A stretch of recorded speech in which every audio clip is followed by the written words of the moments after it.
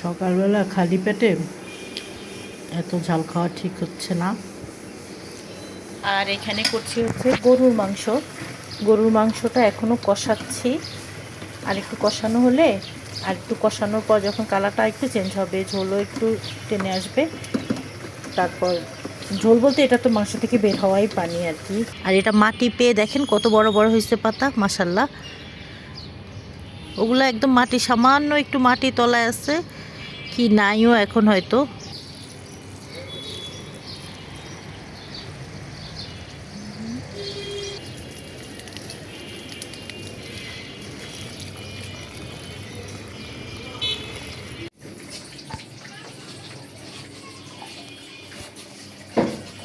যে সকালে কমলার মা আলু কুচাচ্ছে, আলু ভাজি করব। হাতেরটা কুচায় কুচাইও না, বেশি হয়ে যেতেছে। কয়েকটা ফেলাইছো না? আচ্ছা, আলু কুচাবে, সাথে টমেটো দিবে, ঢেঁড়স কাটবে। আর এখানে আমি এই যে মাংস ভেজাইছি, গরুর মাংস রান্না করব। গরুর মাংসের জন্য ওই যে আলু কাছে তো হালকা করে পানি ছেড়ে রাখছি মাংসগুলো ছোটার জন্য আর কি। আজকে সকাল থেকে ঘুমাই নেই, সেই যে ফজরের সময় উঠছি আর ঘুমাই নেই, তো চাইলে মাংস ভিজাইতে পারতাম, মনে ছিল না। এখন এই যে কল ছেড়ে ছুটাইতেছি, পরে যা প্রয়োজন মতো কাটা লাগবে আর কি।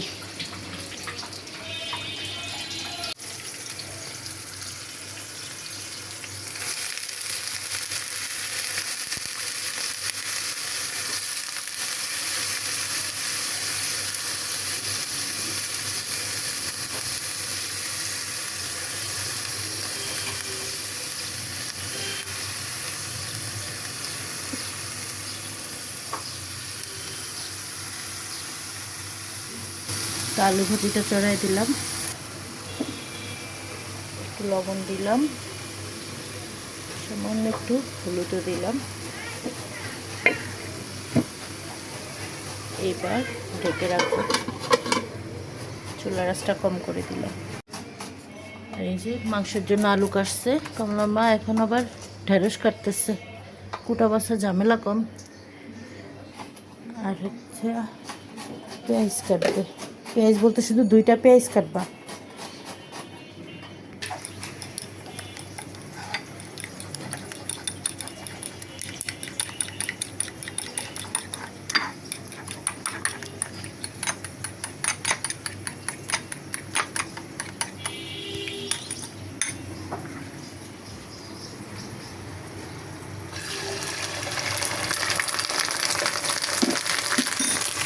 আলু ভাজি হয়ে গেছে, মিশিয়ে তুলে নিলাম।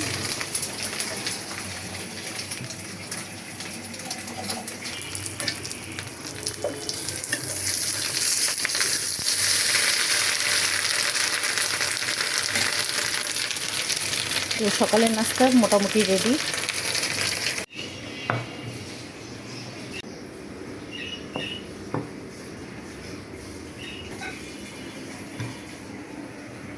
তো এই যে রুটি, ভাজি আর ডিম, আর আমার জন্য আছে, আজকে অনেক গরম পড়েছে তাই আমি পান্তা ভাত নিয়েছি, শুকনা মরিচ পেঁয়াজ ডলে ডিম ভাজি দিয়ে পান্তা ভাত খাবো, আর সাথে ভাজি তো আছেই। তো এখন আগে সকালে নাস্তা করি, তারপরে অন্য কাজ।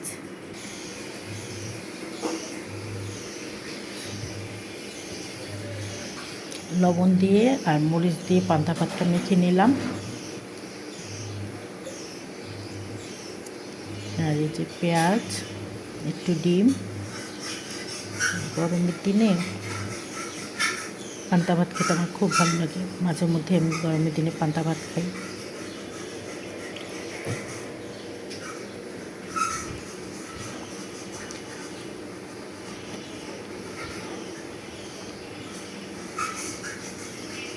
পান্তা ভাত আমার খুব পছন্দ।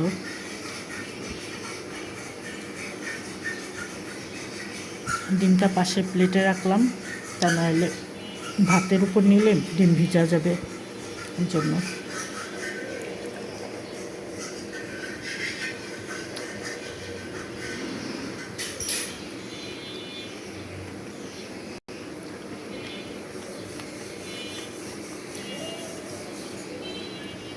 মরিচগুলো অনেক ঝাল। সকালবেলা খালি পেটে এত ঝাল খাওয়া ঠিক হচ্ছে না। দুইটা নিলে পারতাম, আমি 3টা মরিচ মাখলাম, যেন ঝালটাও বেশি লাগতেছে। একটু ভাজি নিয়ে নিই।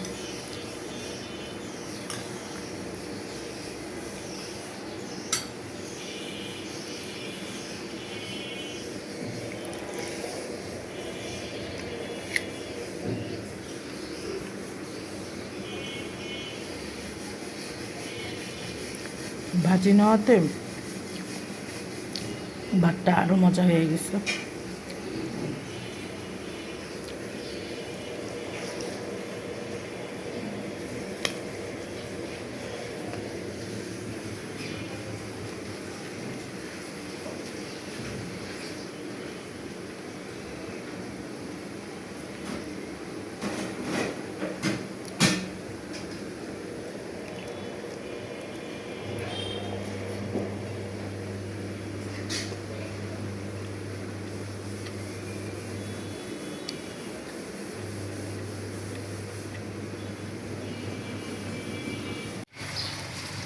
ঢেঁড়স ভাজি করেছি, তো ঢেঁড়স ভাজিটা হয়ে গেছে।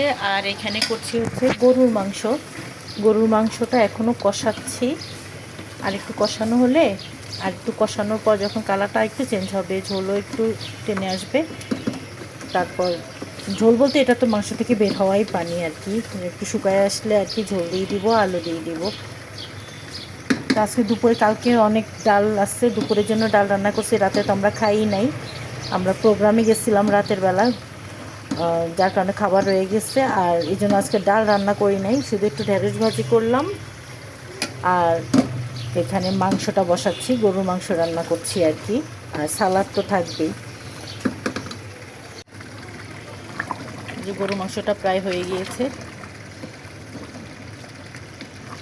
আলু দিয়ে পাতলা ঝোল গরুর মাংস। এই যে গরুর মাংসটা হয়ে গেছে প্রায়, আর একটু পর তুলে নেব। সালাদের জন্য এখানে একটা টমেটো নিলাম। টমেটো কিন্তু ছিল বাসায়, না আনলো হয়তো। আচ্ছা আচ্ছা, ঠিক আছে, খাওয়া যাবে। কাঁচা আমটা দরকার ছিল। আর এই যে শসা বের করতেছি সালাদের জন্য, যেহেতু গরুর মাংস, সালাদ না হলেই না। দুইটাতেই হবে না? তুমি কি বুবুকে একটু দিয়ে আসবো? তারপরে না আমি নিয়ে যাবো। আমি একটি সালাদটা কাটি।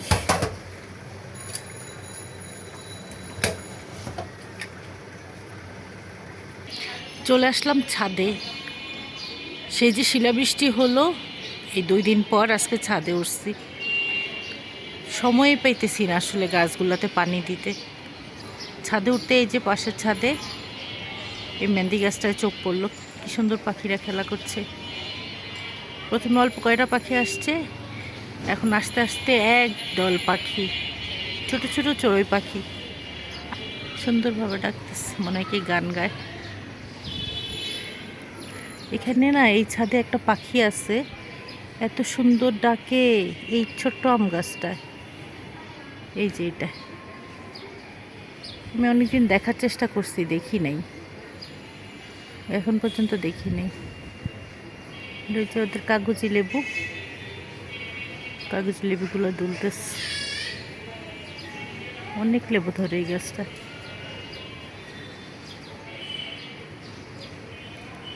আমার লেবু গাছটাতেও মনে হয় লেবু ধরছে, যে বাতাসে গাছটারে ফলাই দেখে গেছে।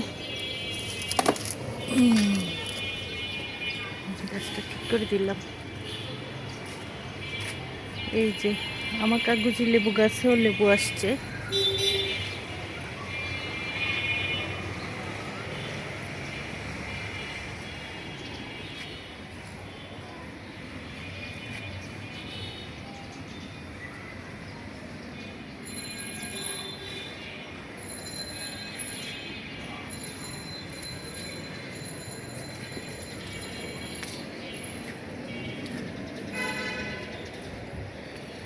এখান থেকে কাঠবাদাম গাছটা সরাই ফেলাইছি, এখন কেমন জানি খালি খালি লাগতেছে। এই যে কাঠগোলাপ ফুলছে,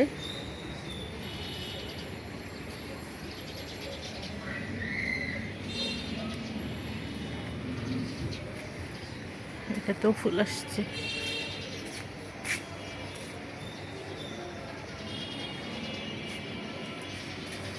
আমগুলো একটু একটু করে বড় হইতেছে খুব ধীরে ধীরে। অন্যান্য আশেপাশের ছাদের গাছের আম ভালোই বড় হয়ে গেছে, কিন্তু আমারগুলো খুব ধীরে ধীরে বড় হইতেছে। এখনো খাওয়ার উপযুক্ত হয় নাই, মানে কাঁচা আম।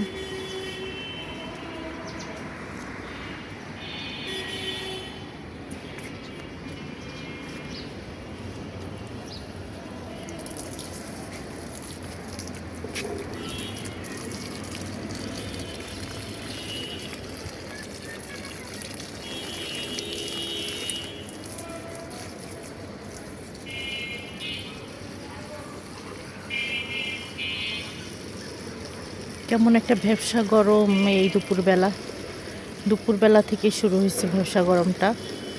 এখন যে প্রায় সন্ধ্যা হয়ে যাইতেছে, তারপরও গরমটা কেমন জানি ভালো লাগতেছে না আর কি। এরকম একটা ভ্যাপসা গরম, শুধু শরীর থেকে পানি বের হয়ে যাচ্ছে রে, প্রচুর ঘাম হইতেছে, কোনো বাতাস নাই। ভাবছিলাম যে ছাদে আসলে বাতাস লাগবে, দেখেন পানি দেব কিভাবে। এই যে গাছের গোড়ায়, এটা কি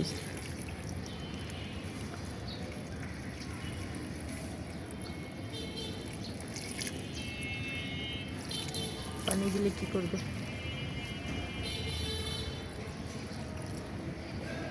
মরা মনে হইতেছে। ওহো, মরা।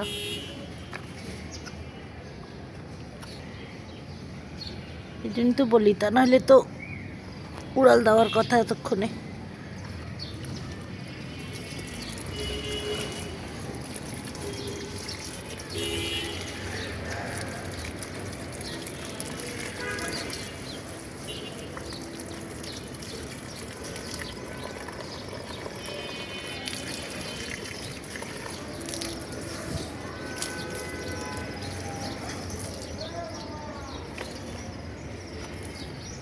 দেখেন আশেপাশের ময়লা সব আমার গাছের গোড়ায়।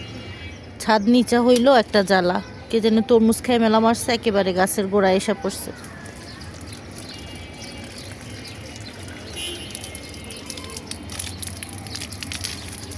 আরও যে কত ময়লা এসে পড়ে আমাদের ছাদে। আশেপাশের মানুষ 7 আপ কোক থেকে শুরু করে চিপস, চকলেট সব কিছু চামড়াই থাকে আমাদের ছাদে আইনা ফালার, কারণ সবার ছাদ উঁচা উঁচা।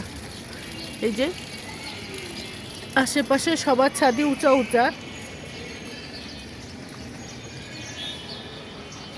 যেমন ননদের ছাদটাও তো উঁচা, শুধু আমরাই নিচে, তাই একটু সহ্য করতে হয় আর কি।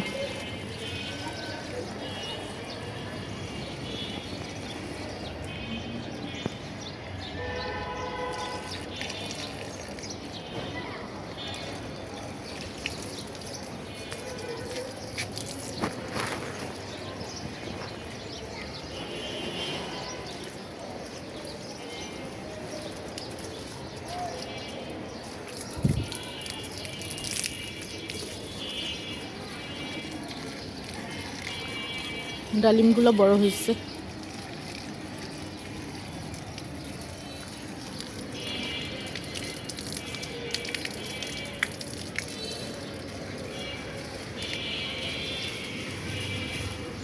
উপরে একটা ছিল, এটা ঝেড়া পড়ছে।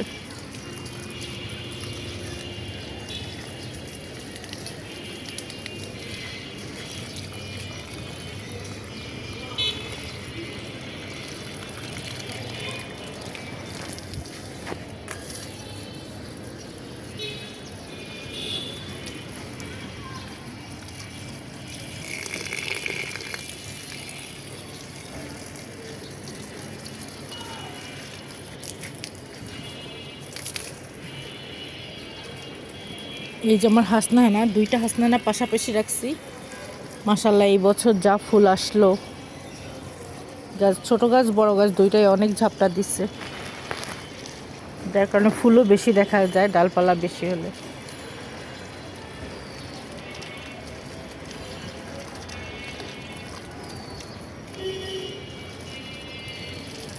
আমাকে আবার আমার ফল গাছ থেকে ফুল গাছ বেশি ভালো লাগে।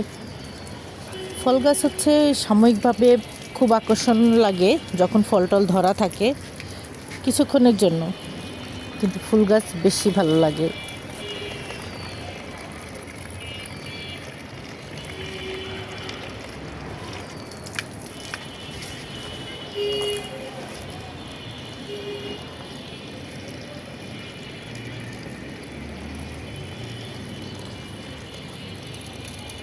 গাছের লেবুগুলো একটু একটু করে বড় হচ্ছে। এবার যে হারে লেবু ধরছে সে হারে টিকে নাই, পড়ে গেছে। একটা গাছ তো প্রায় মরা অবস্থা থেকে টিকলো। ওই দূরের গাছটা দেখাবো।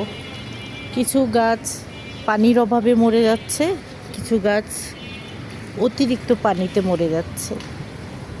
তার মানে বুঝতেই পারছেন আমি আমার গাছগুলোর একদম যত্ন করতে পারছি না।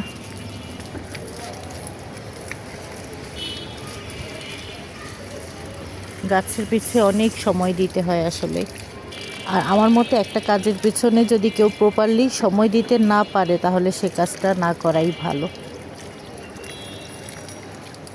আমার আফসোস হয়, আমিও অনেক কাজ হাতে নিয়ে সেগুলো কোনো কিছুই সম্পূর্ণভাবে করতে পারি না। এই জন্য আফসোসটা মনে হয় একটু বেশি।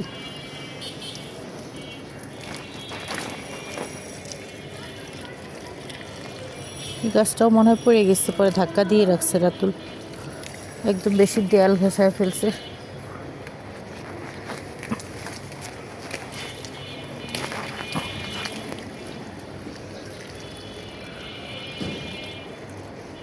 এই গাছে অনেক পানি লাগে, গাছ হয়ে গেছে বেশি বড়, টব হয়ে গেছে ছোট।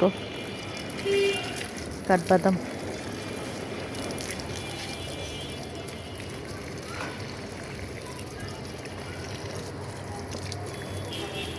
এই যে এই গাছটার কথা বলতেছিলাম, এটা তো মাটি নাই, শুধু বালুর পরিমাণটা বেশি আর কি, যার কারণে পানির পরিমাণ একটু বেশি হলেই গাছটা মরে যায়। একটু বৃষ্টি হলেই গাছের মরা মরা অবস্থা। ফল যাটা ধরছিল, এত ফল ধরছিল, মানে এত লেবু ধরছিল, সব ঝরে গেছে।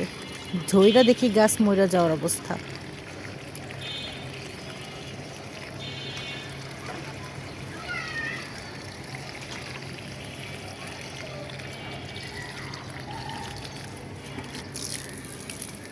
পানি দিই না কতদিন, তারপরে আবার মাঝখানে শিলাবৃষ্টি হইলো, আবার মাটিগুলা ভিজলো।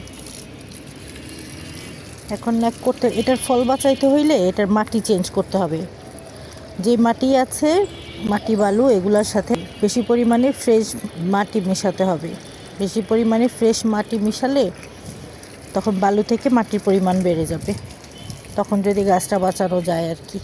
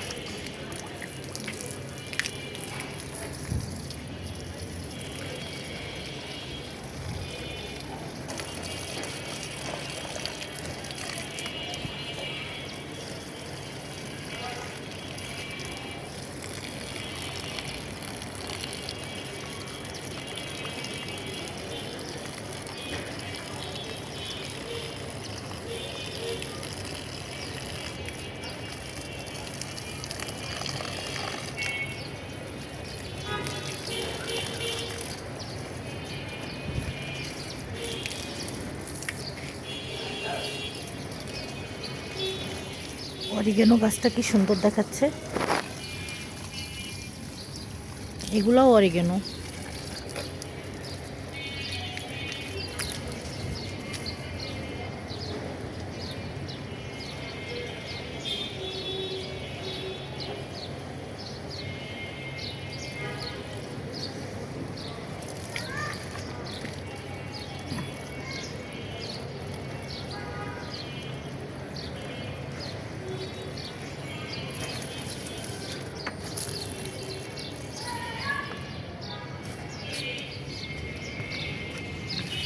অরিগেনো গাছটার পাতাগুলো কত বড় বড় হয়েছে। এটা দেখতে যেমন সুন্দর, খুব আকর্ষণীয় না, আবার ঘ্রাণটাও ভালো। আরও আছে, এই যে ওগুলা ছোট, ওগুলা কিন্তু একরকম মাটি ছাড়াই বলতে পারেন। আর এটা মাটি পেয়ে দেখেন কত বড় বড় হয়েছে পাতা, মাশাল্লাহ। ওগুলো একদম মাটি, সামান্য একটু মাটি তলায় আছে, কি নাইও এখন, হয়তো না থাকার মতোই। কিন্তু এইটা মাটি পেয়ে কি সুন্দরভাবে বাসে। এটা একটা গোলাপ গাছের গোড়ায় হয়েছে। ওই যে বুয়া ঝাড়ু দিতে গিয়ে ভাঙ্গা ফেলায় ডালটাল অনেক সময়, তো আমি এখানে রাইখে দিছিলাম, একা একাই হইল। এই যে আরেকটা, এটার আবার পাতা একটু ছোট, এটারও নিচে মাটি কম, যার কারণে পাতা ছোট। মাটির উপর ডিপেন্ড করে আসলে পাতা বড় হবে না ছোট হবে।